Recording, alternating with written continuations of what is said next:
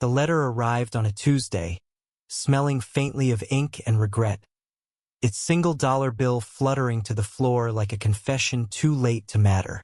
Marcus Tate, 28, stared at it, his chest tightening as the words of his father's will echoed in his mind. To my son, Marcus, I leave $1, for he has chosen a path I cannot condone. 3 years estranged, and this was the final word from a man who'd once taught him to throw a baseball under Alabama's wide summer skies. San Francisco's fog curled outside his apartment window, a stark contrast to the humid memories of Mobile.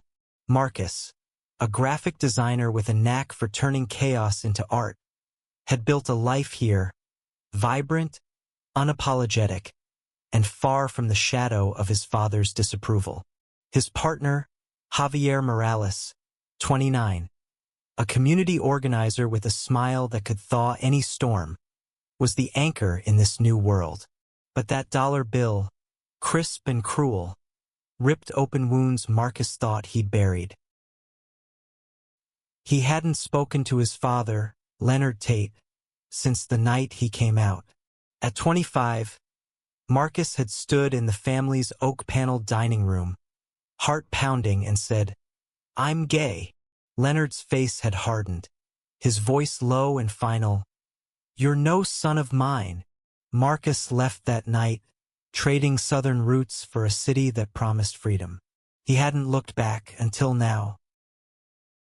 The will's executor, a curt lawyer named Evelyn Harper, had called to confirm the funeral details. Leonard had died of a heart attack at 62, sudden and alone in his sprawling Mobile estate. Marcus wasn't sure he'd attend. Why mourn a man who'd reduced his existence to $1? But Javier, ever the optimist, had squeezed his hand and said, "You don't owe him anything, but you owe yourself closure." The funeral was in 3 days. Marcus booked a flight, his stomach churning with dread and defiance. He wasn't going for Leonard. He was going for himself, to face the past and leave it behind for good. Mobile hadn't changed. The air was thick with jasmine and memory, the streets lined with magnolias that seemed to whisper judgment. Marcus drove a rental car to the Tate family home, a grand colonial house that felt more like a mausoleum now. His older sister, Camille, 32, greeted him at the door. Her eyes, warm but tired, held a mix of relief and caution. "You came," she said, pulling him into a hug. "I wasn't sure you would." Camille, a nurse with a no-nonsense edge, had stayed in Mobile, navigating their father's expectations while Marcus fled.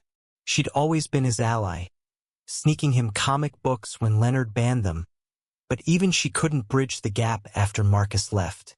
"He never stopped talking about you," she said quietly as they sat in the living room, surrounded by Leonard's old law books and framed degrees. Not always kindly, but he talked. Marcus didn't know what to make of that. He sipped the sweet tea she'd poured, the taste pulling him back to childhood summers. "Did he ever say why?" he asked, voice tight. "Why he hated who I am?" Camille hesitated, her fingers tracing the rim of her glass. He was old school, Marcus, scared of what he didn't understand. "But there's something you need to see before the funeral tomorrow." She led him to their father's study, a room Marcus had always found intimidating. The oak desk was still there, cluttered with legal pads and a dusty laptop. Camille opened the laptop and clicked on a video file labeled, "For Marcus." His pulse quickened. "He recorded this a month ago," she said. "I found it last week." Marcus braced himself as the screen flickered to life. Leonard appeared, older than Marcus remembered. His face lined with exhaustion but his eyes sharp. "Marcus," he began, voice gravelly, "if you're watching this, I'm gone, and I owe you more than I gave you in life." The words hit like a punch. Marcus leaned forward, heart racing, as his father continued. I was wrong. About you. About everything. I don't expect forgiveness, but I need you to know I was trying to understand. There's something in the attic. Find it after the funeral. It's yours. The video ended abruptly, leaving Marcus staring at a blank screen. Camille touched his shoulder. What's in the attic? He asked, voice barely above a whisper. I don't know, she said, but we'll find out together. The funeral was a blur of somber faces and murmured condolences. Marcus stood at the back of the church, Javier at his side, their fingers brushing for comfort. The preacher spoke of Leonard's legacy as a respected lawyer, but Marcus couldn't focus. His mind was in the attic, chasing the ghost of his father's words. After the service, they returned to the house. Javier, ever steady, held Marcus's hand as they climbed the creaky attic stairs. Dust motes danced in the sunlight streaming through a cracked window. Boxes were stacked haphazardly, labeled with dates and names. Camille pointed to one in the corner, marked Marcus. Inside were sketchbooks, dozens of them. Marcus's sketchbooks, from his teenage years, filled with drawings of superheroes, cityscapes, and quiet portraits of boys he'd never dared name. Leonard had kept them all, even after banning Marcus from drawing that nonsense. Tucked between the pages was a letter in Leonard's jagged handwriting. Marcus, I didn't understand your world, but I saw your heart in these. I was too stubborn to tell you I was proud. I'm sorry. Marcus's hands shook as he read. Javier wrapped an arm around him, silent but solid. Camille wiped her eyes. He changed Marcus, she said.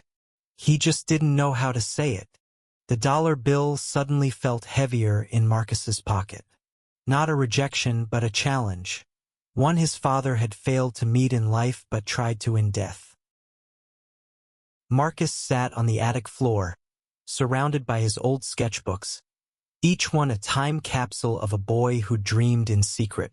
The letter from his father lay open in his lap, its words searing into him. I was proud. How could Leonard have written that, yet left him $1? The contradiction gnawed at Marcus, a puzzle with missing pieces. Javier knelt beside him, his brown eyes soft with understanding. What do you want to do with this? He asked, gesturing to the box. I don't know, Marcus admitted, his voice raw. Part of me wants to burn it all. Part of me wants to believe him. Camille, perched on an old trunk, spoke up. There's more to this, Marcus. Dad was working on something before he died. He was secretive about it, even with me. She pulled out her phone and showed him an email from Leonard to a local historian, dated 2 weeks before his death. It mentioned a personal project tied to the Tate family history. Marcus frowned. Leonard had always been private, but this felt different. What kind of project? He asked. Camille shook her head. I only know he was digging into old family records. He spent hours at the county archives. Said it was about setting things right. The phrase stuck with Marcus. Setting what right? He thought of the dollar bill, the video, the sketchbooks. His father's actions felt like fragments of a message he couldn't yet read. Let's go to the archives tomorrow, he said. If there's something he wanted me to find, maybe it's there. The Mobile County archives smelled of old paper and dust, a maze of filing cabinets and yellowed ledgers. The archivist, a wiry woman named Dolores, recognized the Tate name immediately. Your father was here often, she said, adjusting her glasses. He was obsessed with your great-uncle Roland Tate. Marcus blinked. He vaguely remembered stories of Roland, a reclusive artist who disappeared from family lore in the 1950s.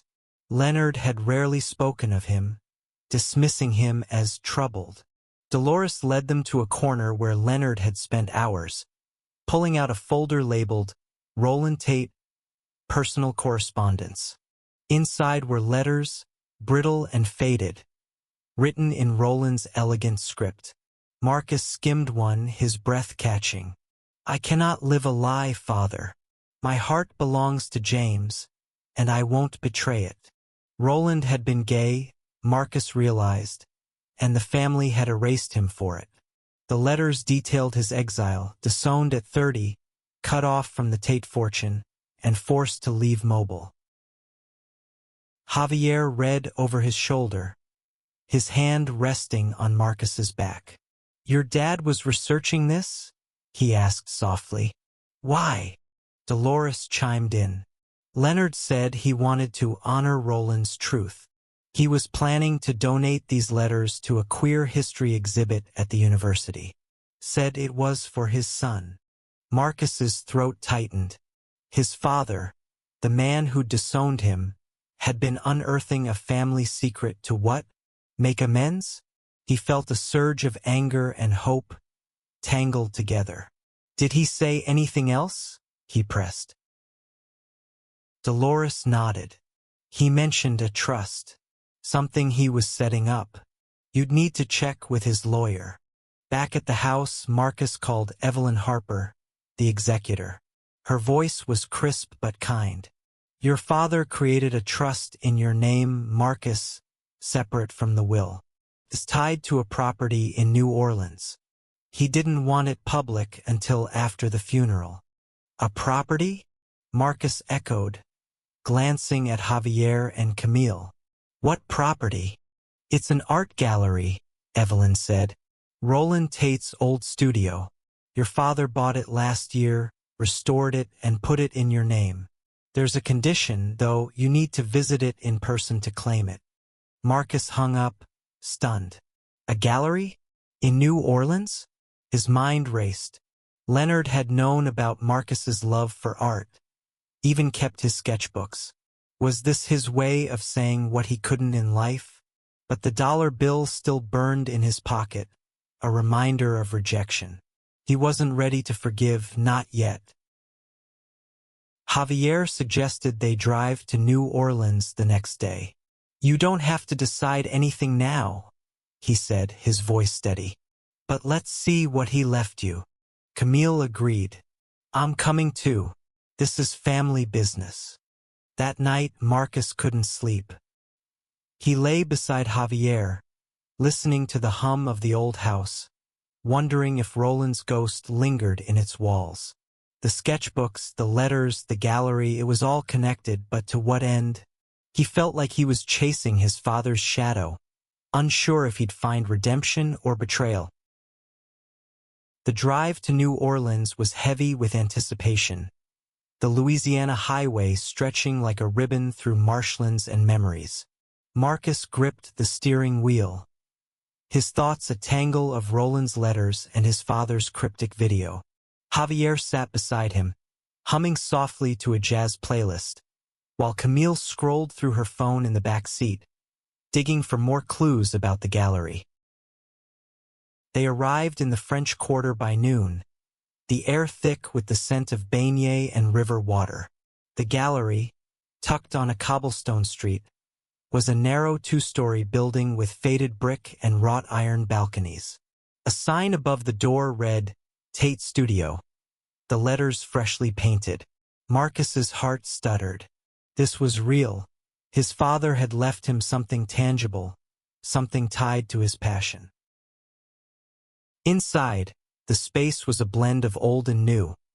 Exposed brick walls, polished wood floors, and empty easels waiting for life. A woman in her 50s, Lena Dubois, greeted them. She was the curator Leonard had hired to manage the restoration. He was adamant this place be yours, Marcus, she said, her Creole accent warm. He spent months getting it ready. Lena handed him a folder labeled Tate Trust. Inside were legal documents confirming Marcus as the owner, along with a letter from Leonard. Marcus, this is for you and Roland. I failed you both, but this gallery is my apology. Fill it with your art, your truth. Marcus's eyes stung. He handed the letter to Javier, who read it silently, his expression soft but unreadable. Camille, flipping through the folder, gasped. There's a fund, she said. $50,000 to start exhibitions, prioritize queer artists. Dad set it up last year. The weight of it hit Marcus like a wave. His father, the man who'd left him $1, had also left him a legacy, one that honored not just Marcus but Roland and countless others like them. But why the dollar? Why the cruelty alongside the kindness? Lena led them upstairs to Roland's old studio, preserved as a small museum. Sketches and paintings lined the walls, vibrant and raw, depicting men in tender embraces, cityscapes pulsing with life. A plaque read, Roland Tate, 1920 to 1978. An artist silenced, now remembered. Marcus traced the signature on a painting, feeling a kinship with the uncle he'd never known. Do you think he was trying to fix things? Marcus asked, voice low. Javier squeezed his hand. Maybe he was trying to fix himself. That evening, they sat in a cafe overlooking the Mississippi, the river's current mirroring Marcus's swirling thoughts. Camille sipped her coffee, her eyes distant. I wish he'd told us, she said. I spent years thinking he was just stubborn. But he was changing, Marcus. He just ran out of time. Marcus nodded, the dollar bill now folded in his wallet. He'd stopped seeing it as a rejection. It was a relic of his father's fear, not his final word. But the gallery, the trust, the video, they were Leonard's attempt to rewrite his mistakes. Marcus felt a flicker of forgiveness, fragile but real. Javier leaned closer, his voice soft. What do you want to do with the gallery? Marcus exhaled, the question heavy. I want to make it a space for people like Roland, like me, somewhere art and truth don't have to hide. Camille smiled, a rare softness in her eyes. Then let's do it. Together. They spent the next day planning. Marcus sketched ideas for the gallery's first exhibition, inspired by Roland's work and his own. Javier suggested community outreach, connecting with local queer artists to fill the space with voices that had been silenced. Camille offered to handle logistics, her practical mind already mapping out timelines. But a shadow lingered. Evelyn Harper called that night with news. Leonard's will was being contested. A distant cousin, Gerald Tate, claimed the gallery trust was invalid, arguing Leonard wasn't of sound mind when he created it. He's hired a lawyer, Evelyn warned. He's coming for the property. Marcus's stomach dropped. Gerald, a conservative real estate developer, had always been vocal about family values. Marcus remembered him from childhood, sneering at anything that didn't fit his narrow world. The thought of losing the gallery before it even began felt like losing his father all over again. We'll fight this, Javier said, his jaw set. This is yours, Marcus. He can't take it. Camille nodded. I'll call Evelyn tomorrow. We'll figure out what's needed. Marcus looked at them, his family, chosen and blood, and felt a surge of determination. The gallery wasn't just a gift. It was a battleground, and he was ready to fight. The threat of Gerald's lawsuit hung over Marcus like a storm cloud. Back in San Francisco, he threw himself into preparing for the gallery's opening, determined to honor his father's vision before it could be snatched away. Javier and Camille stayed in Mobile, gathering evidence to support the trust's validity, while Marcus worked with Lena to curate the first exhibition. Every sketch he drew, every email he sent, felt like a defiance of Gerald's attempt to erase his father's change of heart. Lena proved invaluable. her connections in New Orleans art scene bringing in young queer artists eager to showcase their work. Marcus chose a theme, unsilenced. The gallery would open with Roland's paintings alongside new voices, a bridge between past and present. But late at night, alone in his apartment, Marcus wrestled with doubt. What if Gerald won? What if the gallery, his father's apology, was reduced to another Tate family cover-up? Evelyn called with updates. Gerald's lawyer argued Leonard's heart condition had impaired his judgment, claiming the trust was a reckless decision. But Evelyn had found a witness. Dr. Patel, Leonard's cardiologist, who confirmed Leonard was lucid and deliberate in his final months. "We have a strong case," Evelyn said, "but Gerald's pushing for a quick hearing. He wants to sell the property." Marcus's blood boiled. Sell Roland's studio? Erase another generation's truth? He couldn't let that happen. He flew back to Mobile for the hearing, Javier and Camille meeting him at the airport. Javier's hug was fierce, grounding. "We've got this," he said. "You're not alone." The courtroom was stark, the air heavy with tension. Gerald sat across from them, his suit pristine, his smirk infuriating. Marcus recognized that smirk. It was the same one Leonard had worn when he'd cast Marcus out. History repeating itself, but this time, Marcus wasn't running. Evelyn presented the evidence. Leonard's video, Dr. Patel's testimony, and the trust documents, all meticulously dated. Marcus took the stand, his voice steady despite his racing heart. "My father hurt me," he said, eyes locked on the judge. "But he spent his final months trying to make it right. This gallery isn't just for me. It's for everyone he silenced, everyone I represent." Gerald's lawyer cross-examined, twisting Marcus's words, implying he'd manipulated Leonard for the inheritance. Marcus held his ground, his anger tempered by the truth in his father's letter. Javier squeezed his hand under the table, a silent reminder of who he was fighting for. The judge adjourned for deliberation. Outside, Camille pulled Marcus aside. "I found something else," she said, handing him a small journal from Leonard's study. It was a diary started 6 months before his death. Entries detailed his regret, his research into Roland, his fear of failing Marcus again. One line stood out. "I left him $1 to remind him he's worth more than my mistakes." Marcus's breath caught. The dollar wasn't rejection. It was Leonard's clumsy, flawed way of pushing Marcus to fight for his worth. He clutched the journal, tears blurring his vision. The hearing resumed the next day. The judge ruled in Marcus's favor, citing Leonard's clear intent and mental clarity. The trust was upheld. The gallery was his. Gerald stormed out, his plans thwarted. Marcus felt a weight lift, but it wasn't victory he felt. It was peace. Back in New Orleans, the gallery's opening night arrived.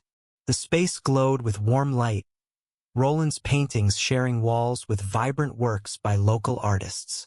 Marcus stood at the center, Javier at his side, as guests filled the room. Camille raised a glass, her toast simple, to truth, to art, to family. Marcus gave a short speech, his voice thick with emotion. "This gallery is for my Uncle Roland, for my father, for me, and for everyone who's ever had to fight to be seen. Your stories matter. Your love matters." The crowd applauded, but Marcus's eyes were on Javier, whose proud smile said everything words couldn't. Later, as they stood on the balcony, the quarter alive below, Javier whispered, "You did it. You made it yours." Marcus kissed him, the world fading to just them. The dollar bill, the pain, the fight. It had led to this moment, this place, this truth. The gallery became Marcus's haven, a place where art and identity intertwined. Months after the opening, Unsilenced drew crowds from across the South, each exhibition sparking conversations about love, loss, and resilience. Marcus poured himself into the work, curating with Lena, mentoring young artists, and watching the space become a beacon for the queer community. But the dollar bill stayed in his wallet, a quiet reminder of the journey that brought him here. Javier, ever his partner in every sense, took on outreach, connecting the gallery with schools and nonprofits. His passion for community mirrored Marcus's need to create, their lives weaving together like the sketches in Roland's old notebooks. Camille visited often, her bond with Marcus stronger than ever. She'd started volunteering at a local LGBTQ center, inspired by their father's unfinished redemption. One evening, Marcus found himself alone in the studio, surrounded by Roland's paintings. He traced the brushstrokes, imagining the man who'd loved fearlessly in a world that punished him for it. Leonard's journal lay open on a table, its final entry dated the day before his death. Marcus, I hope you find this place. I hope it gives you what I couldn't. Marcus didn't hate his father anymore. The pain was still there, but it was softer, tempered by understanding. Leonard had been a man of contradictions. Flawed, stubborn, but trying, in his final days, to be better. The dollar bill wasn't the end of their story. It was the beginning of Marcus's. He started painting again, something he hadn't done since Mobile. His first piece, a vibrant mural of two hands reaching across a fractured sky, hung in the gallery's entrance. It was for Roland, for Leonard, for himself, a testament to healing through art. On a warm spring night, Marcus and Javier hosted a fundraiser at the gallery, the funds earmarked for queer youth programs. The room buzzed with laughter, music, and hope. Camille mingled with guests, her smile brighter than Marcus had ever seen. Lena unveiled a new exhibit, featuring a young trans artist whose work echoed Roland's raw emotion. As the night wound down, Marcus stepped outside, Javier at his side. The Mississippi glittered under the stars, and the air felt alive with possibility. I used to think I'd never belong anywhere, Marcus said, his voice steady. But this feels like home. Javier pulled him close, their foreheads touching. You made it home, he said, and you're not done yet. Marcus smiled, the dollar bill a distant memory now. The gallery, the art, the love he'd found, they were his inheritance, not because of his father's will, but because of the fight he'd chosen. He thought of Roland, of the countless others who'd been silenced, and vowed to keep their stories alive. The next day, Marcus began planning the gallery's future. Workshops, residencies, a scholarship in Roland's name. He and Javier talked about marriage, about building a life rooted in this city that had embraced them. Camille promised to help, her own journey of reconciliation mirroring Marcus's. As he locked up the gallery that night, Marcus paused at the driftwood sign out front, the one Lena had carved with "Love Rewrites Legacies." It was true, he thought.